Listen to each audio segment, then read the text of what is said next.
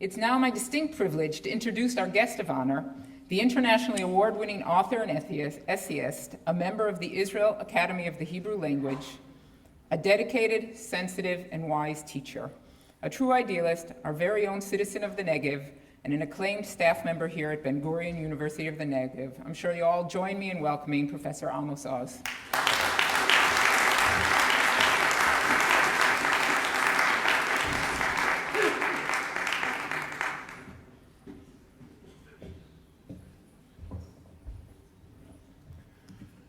Good morning, ladies and gentlemen, friends, family of Ben-Gurion University.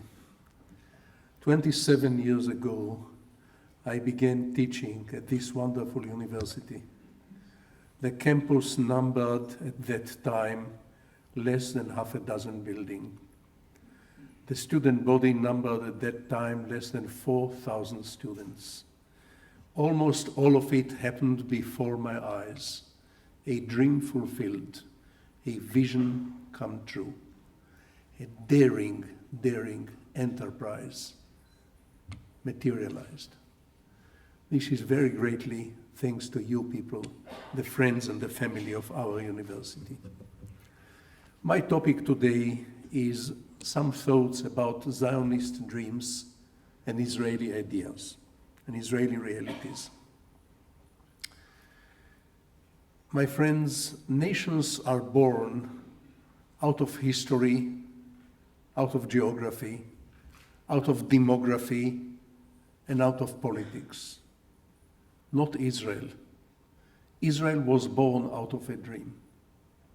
Now, everything that is born out of a dream is destined to be somewhat imperfect by comparison to the original dream.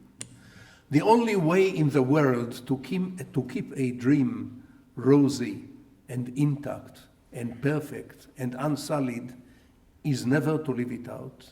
The moment you fulfill your dream, there is a slight taste of disappointment to it. This is true of any dream. This is true of traveling abroad, or writing a novel, or raising a family, or living out a sexual fantasy, or building a nation. Israel is a dream come true, and because it is a dream come true, there is a certain code of disappointment. The disappointment is not in the nature of Israel, ladies and gentlemen. It is in the nature of dreams. Now, I said Israel was born out of a dream. This is inaccurate. Israel was born out of a bunch of dreams, out of an entire spectrum of visions and master plans and ideals. The founding fathers and mothers never agreed with each other on the question of which Israel they have in mind. In fact, the number of dreams and vision was at least as large as the number of founding fathers and mothers. Each and every one of them had his or her vision for the future Israel. There were, to number only a few of them, there were among the founding fathers and mothers of Israel people who dreamt about renewing the days of old, creating a biblical entity, a nation of priests, peasants, and soldiers, renewing the days of the kingdoms of Solomon and David. There were others who had a different dream. They wanted to create in Israel no less than a replica of the East European Yiddish-speaking shtetl. And their offspring are coming to Israel to this very day, looking left and right and stating, no bagel, no lox, no Jewish state.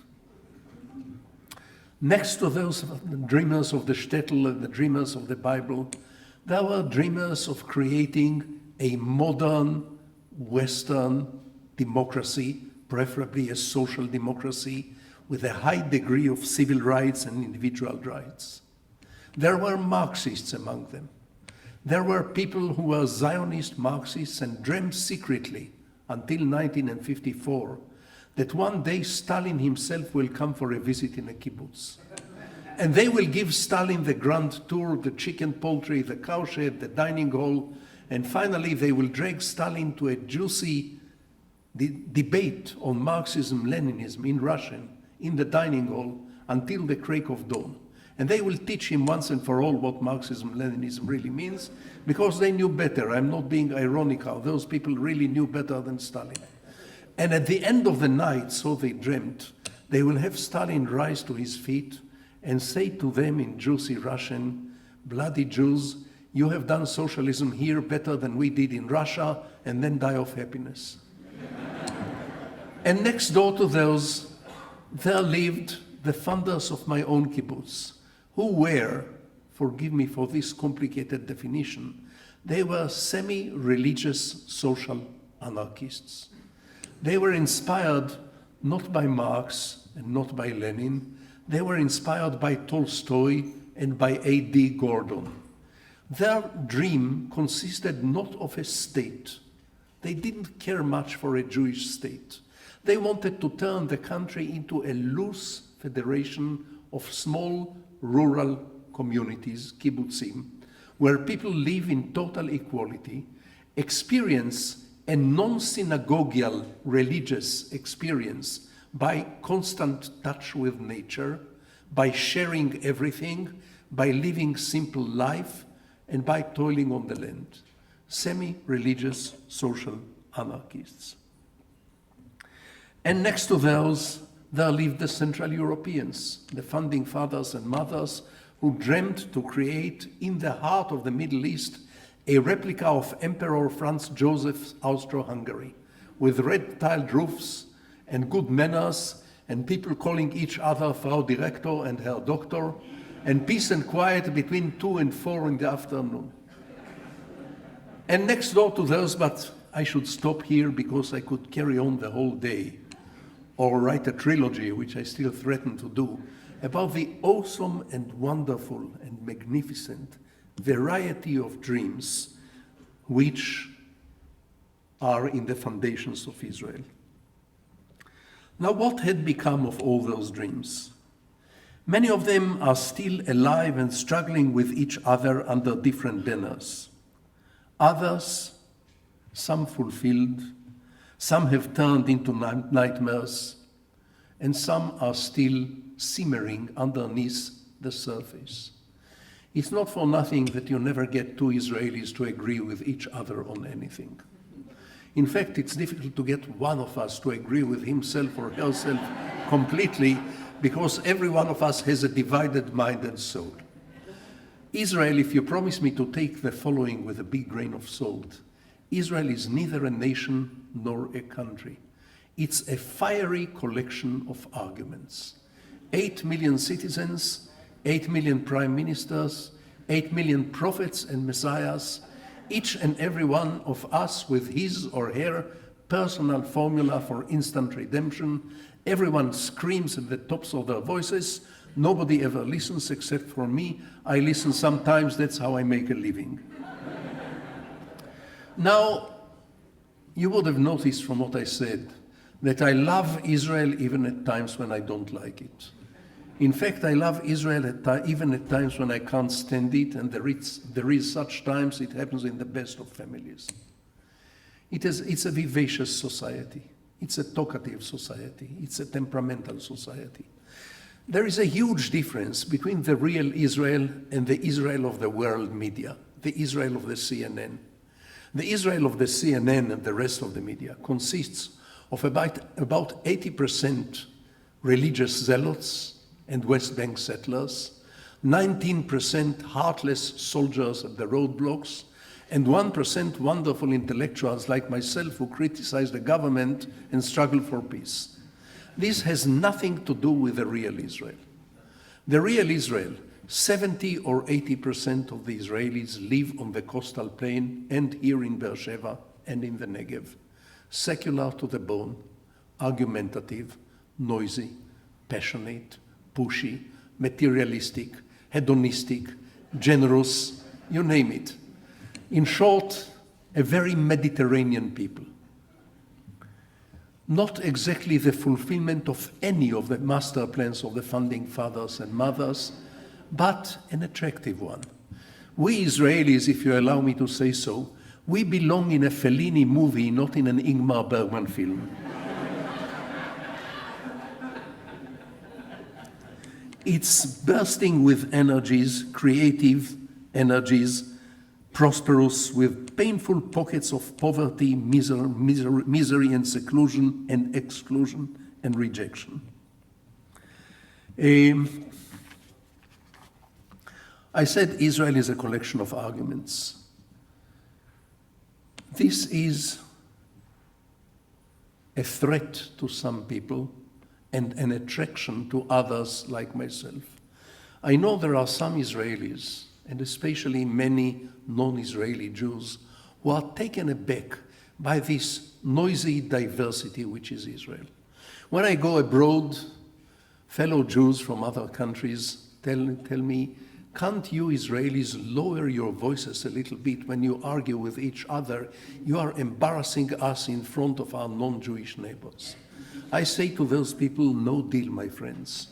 For me, one of the significances of being a citizen of an independent Jewish state is that at long last, I feel free to conduct my disagreement with the neighbor at the top of my voice and the hell with the neighbors. So we argue, we disagree. This is a very Jewish thing. In thousands of years of Jewish civilization, we never had a pope.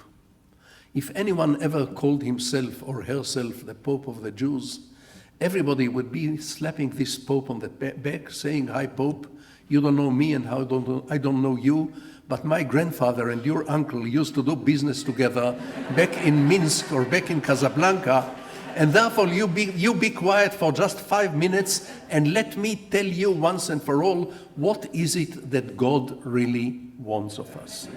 Because everyone knows better. And this is not a joke. Judaism, in good times, not always, but in good times, Judaism had been an open-ended game of interpretations, reinterpretations, and counter-interpretations. A civilization of doubt and argument. This, I believe, is the secret of our continuity.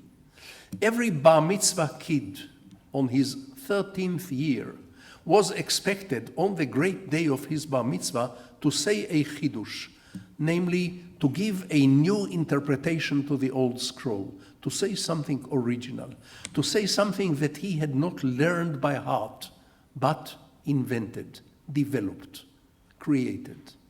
Every groom on his wedding day was expected to say a chidush, to say something about the Torah which is original, which is his own, which is not a repetition of what he heard from his rabbis.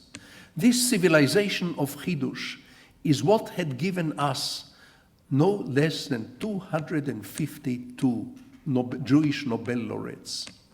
I remember being in China a few years ago, and I was besieged by Chinese intellectuals who wanted me to break the secret. How come that you Jews have 252 Nobel laureates and we Chinese have one? Now they have two. And all I could say is that our civilization is a civilization of doubt and argument, and the young are encouraged to challenge the old, to beg to differ, to disagree, to offer a new interpretation, to think originally, to be creative. This is the spirit of Ben-Gurion University, and this is the spirit of the Jewish civilization, and this is the spirit of Israel, a debate. By the way, the Jews for thousands of years have been arguing not just with each other, rabbi against rabbi, group against group, school against school, tradition against tradition. No, they have been also in the business of arguing with God. This begins all the way with Abraham, not far from here in the valley of Sodom, by the Dead Sea, bargaining with God over the destiny of the sinful city of Sodom. And he bargains with God with a chutzpah, I'm telling you. He bargains with God like a second-hand car dealer. 50 righteous men, 40 righteous men, 30, 20, maybe 10. And when Abraham loses the argument, He doesn't fall to his knees and apologize for his chutzpah, no. He turns his eyes upwards and pronounces the daring words, Hashofet kol haaretz lo yaseh mishpat. Would not the justice of all the earth do justice? In other words, you, God, may be the creator of the universe, but you are not above the law. You, God, may be the legislator, but you are not above the law. You, God, may be the chief executive of this universe, but you are not above the law. The law is above you.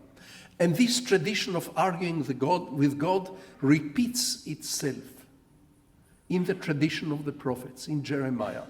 It repeats itself in the book of Job. It repeats itself in the Talmud. In my all-time favorite Talmud debate about Achnai's oven, which I have no time to break to you now, but if you are to read one page in the Babylonian Talmud, read the page about the debate between Rabbi Yehoshua and Rabbi Eliezer about Achnai's oven. Why don't I tell you the story? It's not a very long one. Two saintly rabbis, I'll make it short. Two saintly rabbis, Rabbi Yehoshua and Rabbi Achnai, and Rabbi Eliezer, differ about the interpretation of the Torah on a certain legalistic point which is relatively trivial and unimportant. However, they cannot reach a conclusion, they cannot reach a verdict in their capacity as judges.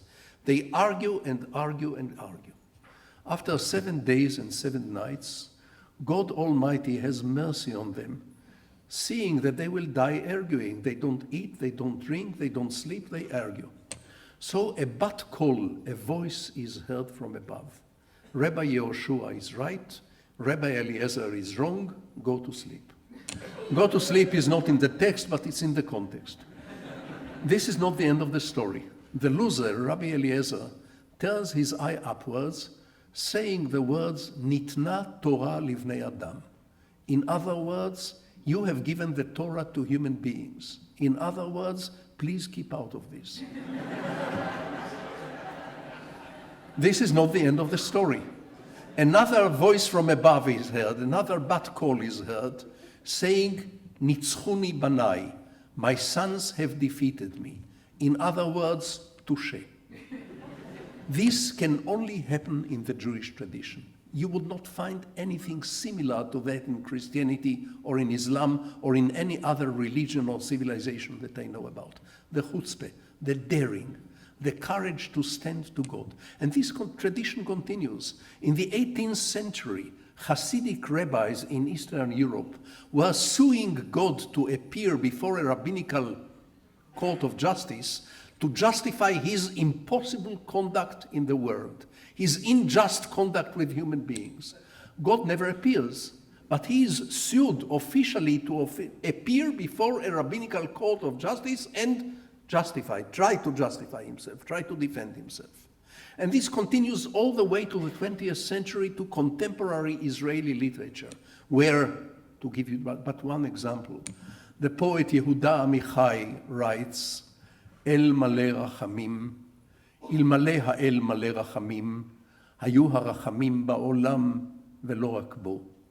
And in my humble English translation, the Lord is full of mercy. Were he not so full of mercy, there may have been some mercy in the world, not just in him. This, I am telling you, is the gene of Abraham from Sodom. This is the gene of Jeremiah and Job and Rabbi Eliezer and Rabbi Yehoshua. This is the gene of debating and arguing and leaving no stone unturned. And I love this gene. And I think this gene is our cultural treasure. Yes, it makes sound and fury. And it provides for diversity. As long as this diversity is not violent, it's a blessing. It's a source of prosperity. It's a sort of creativity. It's a sort of cultural wealth. It's a source of everything we have in this country and in our civilization and in our heritage. There are, however, in my view, two life and death issues facing Israel, which Israel will have to solve if it wants to survive and to prosper. One is the conflict with the Arabs, in particular the conflict with the Palestinians. I have defined this conflict many times as a tragedy, in the classical sense of the word tragedy, a clash between right and right. It's not a Hollywood movie about good guys and bad guys. It's not one of those 20th century black and white dispute, fascism and anti-fascism, colonialism and decolonization, apartheid, Vietnam. Oh no. It's a painful clash between one very powerful claim over this country and another one, no less powerful, no less convincing, over the same country. The Palestinians are in Palestine because Palestine is the only homeland of the Palestinians, in the same way Norway is the homeland of the Norwegians and Greece is the homeland of the Greeks. The Israelis are in Israel for the same reason. This is the same homeland, the only homeland the Jewish people ever had. The Jewish people as a people never had another homeland. As individual, yes, but as a people never had another homeland. The Palestinian claim over this country is whole and intact. The Israeli claim over the same country is also whole and intact and convincing.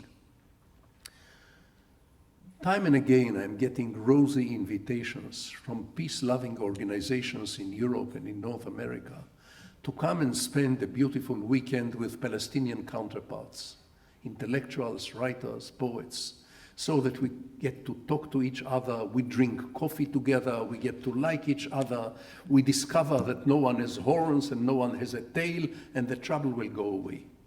This is based on a sentimentalist assumption that every conflict is essentially no more than a misunderstanding. A touch of group therapy, a bit of family counseling, and everybody would like everyone else and live happily ever after. I've got some news for you. There is no essential misunderstanding between Israelis and Palestinians.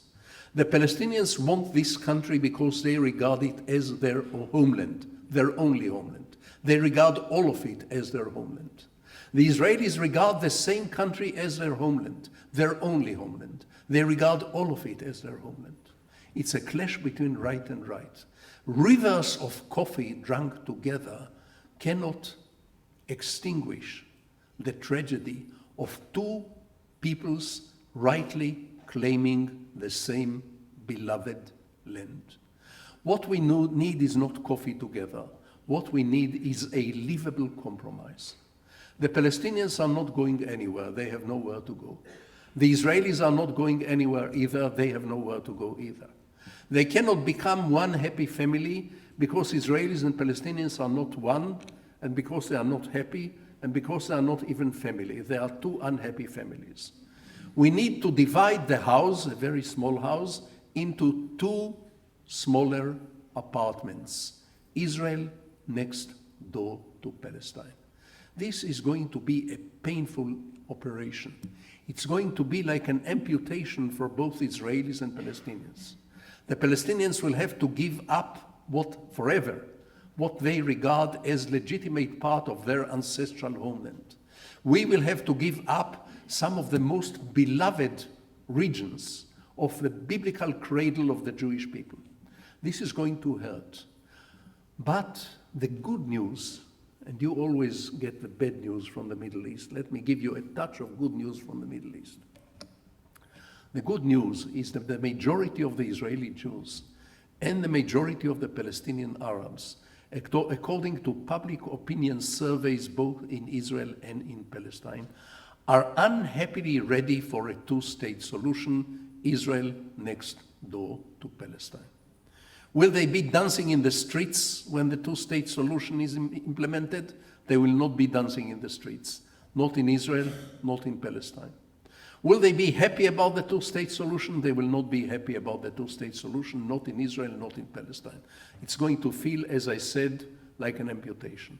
But, if I may borrow a simple metaphor, the patient, Israeli and Palestinian, according to public opinion surveys, is unhappily ready for the surgery. The doctors are cowards. What we need urgently is a courageous leadership on both sides simultaneously, a leadership which will do what in their heart of hearts most people on both sides know has to be done. The creation of a state of Palestine on the West Bank and Gaza next door to Israel in peace and coexistence with Israel. It will not be a love affair.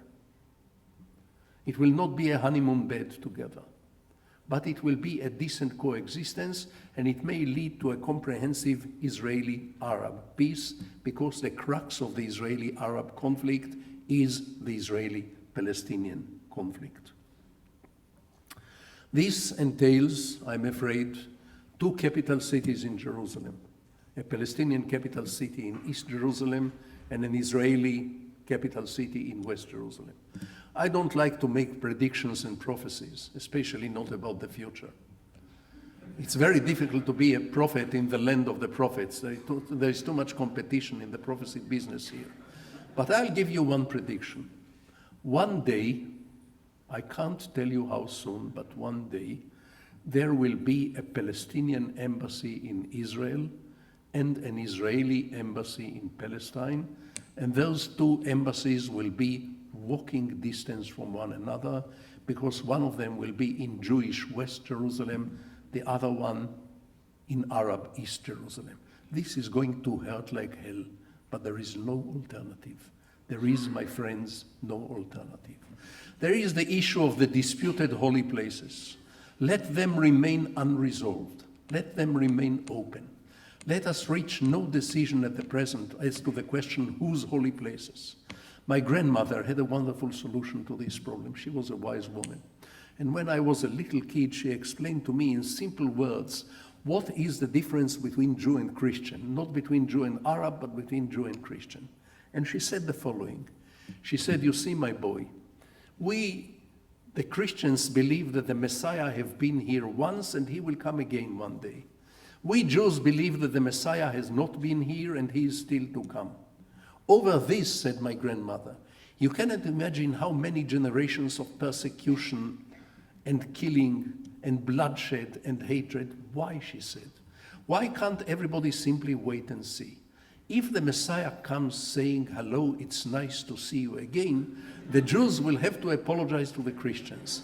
If, on the other hand, the Messiah comes saying, how do you do, I'm delighted to meet you, the entire Christian world will have to apologize to the Jews. Until then, said my wise grandmother, live and let live. And this is the answer for the disputed holy places. Let everyone worship in turns. Let everyone pray freely. Let everyone have a complete freedom of worship and ceremonies and religious ceremonies, and let no flag wave over those disputed holy places until the Messiah comes and tells us.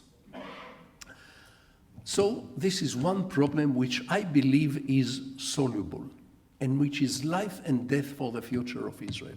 It can be resolved. All we need, as I said, is a courageous and bold leadership on both sides simultaneously. The other issue, which I'll touch upon very briefly because my time is running out, the other issue is social solidarity.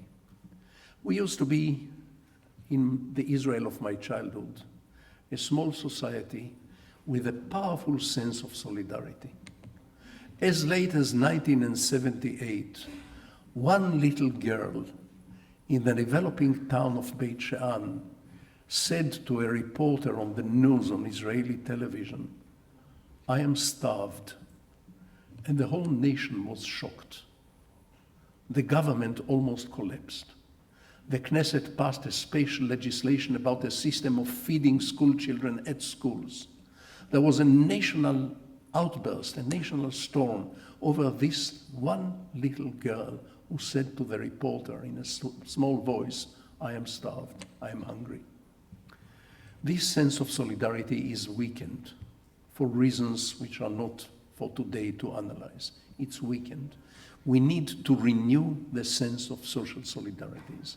Less than 2 years ago, 500,000 Israelis demonstrated in the streets of Tel Aviv and other cities of Israel, precisely for this, the renewal of social solidarity, social justice, social fairness, social interrelations between people, mutual responsibility.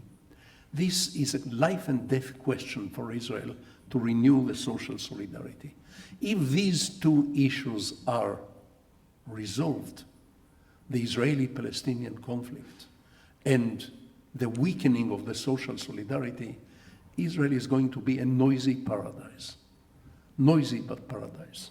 Let me conclude by telling you that even as things stand today, Israel is undergoing a tremendous cultural golden age. I know it's not common to speak about a golden age in the present tense. People normally discover that they have lived in a golden age when the golden age is past and gone and became a matter of the past. But right now, if you look at the Israeli scene, in the arts, in literature, in the theater, in the cinema, in the film industry, in the science, in the higher education, this country is a miracle.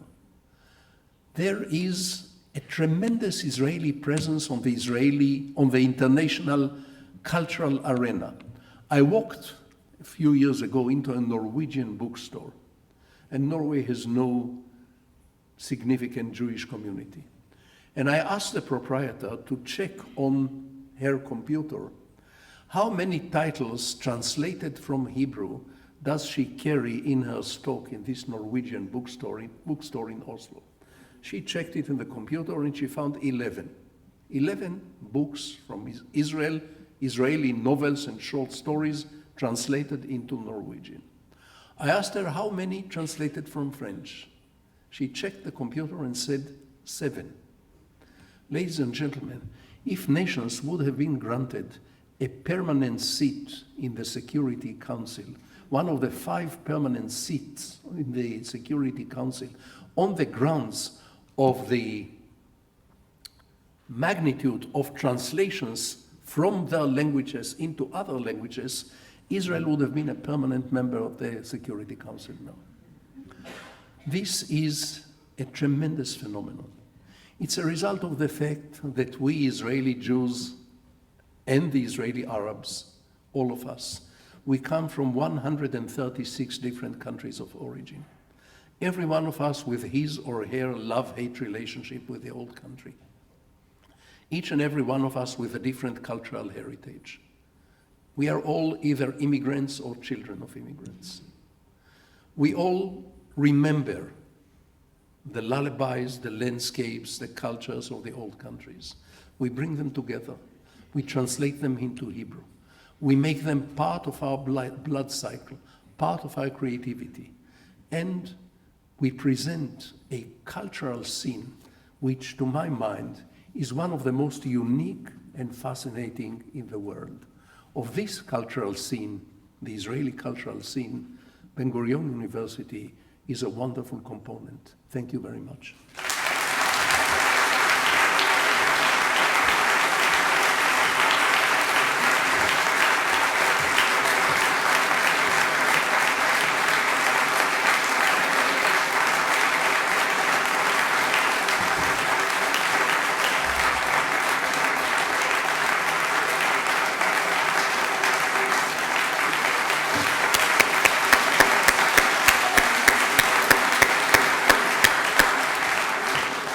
I think we can take it by acclamation that everyone here agrees that was a truly wonderful talk. Thank you very much.